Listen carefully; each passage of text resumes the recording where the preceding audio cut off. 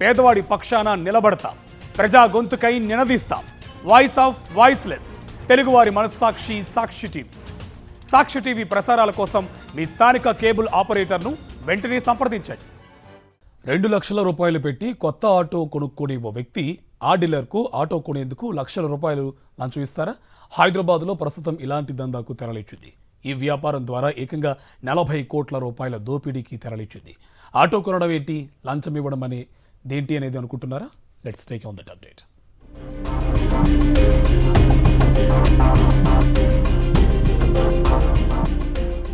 Limit దాటిపోవడంతో హైదరాబాద్ నగరంలో కొత్త ఆటోలకు రిజిస్ట్రేషన్ ప్రక్రియను కొన్నేళ్ల కిందట ప్రభుత్వం ఆపేసింది.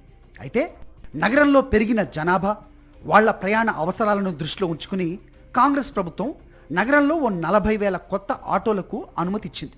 ఈ ఆటోలు పర్యావరణానికి హాని కలిగించకుండా చూసే క్రమంలో ఎలక్ట్రిక్, ఎల్పిజి, సిఎన్జి ఆటోలు మాత్రమే కొనేలా ఒక నిబంధన విధించింది.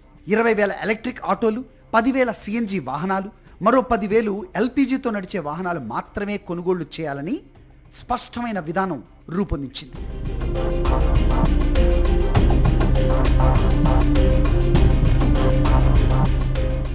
ఈ క్రమంలో రవాణా శాఖ ఓ నిబంధన తెర మీదకి తెచ్చింది. నగరంలో ఆటో నడుపుకోవాలని అనుకునే ఎవరైనా సరే డైరెక్ట్గా షోరూంకి వెళ్ళి ఆటో కొనుక్కునేందుకు వీల్లేదు. ముందుగా తాము ఆటో కొనేందుకు అనుమతి ఇవ్వాల్సిందిగా రవాణా శాఖ అధికారులకు అప్లై చేసుకోవాలి. తమ డ్రైవింగ్ లైసెన్స్తో పాటు ఆధార్ కార్డ్, దాంతోపాటు నగరంలో వారు నివసిస్తున్నట్టుగా నిర్ధారించే సర్టిఫికేట్ ప్రొడ్యూస్ చేయాలి.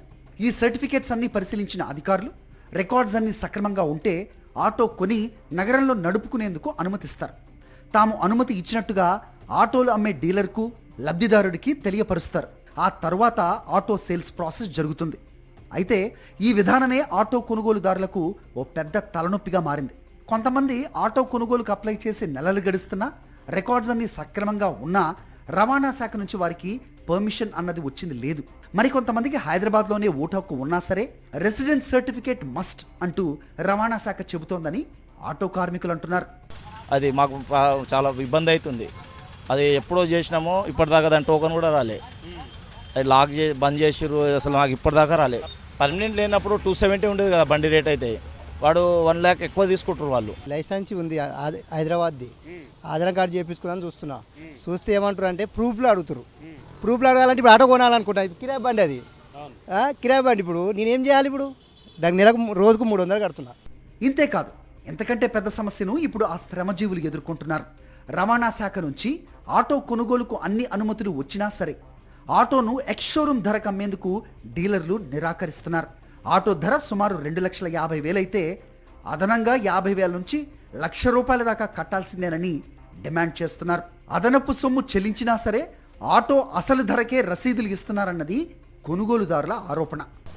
బండి కొనుక్కుంటే కష్టం ఆడి మాకు. ఇప్పుడు బండి ఆడమంటే కూడా బండి ఇస్తారు ఆల్రెడీ. ఇప్పుడు 40,000 50,000 కావాలంటే బండి కావాలంటే ఒక బండికి మరి కమిషన్ తీసుకుంటారు కదా సార్. ఇప్పుడు ఇల్లు ఇప్పుడు వాళ్ళే ఎక్కువ తీసుకుంటారు అమౌంట్. ఇప్పుడు మా దగ్గర నుంచి ఇప్పుడు డైరెక్ట్ పోయినామంటే కూడా క్యాన్సిల్ చేస్తారు. నేను పడట్లేదు, ఆధార్ కట్టలేదు అని క్యాన్సిల్ చేస్తారు. గత కొన్నేళ్లుగా కొత్త ఆటోలు కొనుగోలుకు అనుమతి లేక రోజువారీ అద్దెలు కడుతూ ఆటోలు నడుపుకుంటున్న వారు అప్పో సొప్పో చేసి ఆటోలు కొనుక్కుందాం అనుకుంటే కొందరు డీలర్లు, ఇటు ఫైనాన్షియర్లు కుమ్మక్కై తమను దోచుకునే పనిలో పడ్డారని ఈ బడుగు జీవులు వాపోతున్నారు. పర్యావరణ కాలుష్యాన్ని నిరోధించటం, ప్రజల ప్రయాణ అవసరాలను తీర్చటం, ఉపాధిని పెంచటం అన్న 3 ప్రయోజనాలను ఆశించి ప్రభుత్వం కొత్త ఆటోలకు అనుమతిస్తే కృత్రిమ కొరత సృష్టించి బ్లాక్లో అమ్మకాలకు తెరలేపిన డీలర్లు, ఫైనాన్షియర్ల అవినీతితో పేదవారి మీద పెద్ద ఎత్తున అదనపు భారం పడుతోంది. ఈ దందాను అడ్డుకునే దిశగా అధికారులు తక్షణమే చర్యలు తీసుకోవాలని కొనుగోలుదారులు వేడుకుంటున్నారు.